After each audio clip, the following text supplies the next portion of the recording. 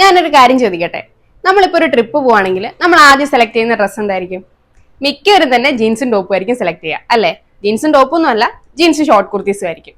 അപ്പൊ ഇന്നത്തെ നമ്മുടെ പ്രൊഡക്റ്റ് നമുക്ക് വെയർ ചെയ്യാനൊക്കെ വളരെ കംഫർട്ടബിൾ ആയിട്ടുള്ള ഷോർട്ട് കുർത്തിയാണ്. ട്രാവൽ ചെയ്യുന്നവർക്ക് മാത്രമല്ല കേട്ടോ, കാഷ്വൽ വെയർ ആയിട്ടും കോളേജ് വെയർ ആയിട്ടൊക്കെ നമുക്ക് യൂസ് ചെയ്യാൻ പറ്റുന്നതാണ് ഷോർട്ട് കുർത്തീസ്. നമുക്ക് ഇതിന്റെ ഡീറ്റെയിൽസ് നോക്കിയാലോ?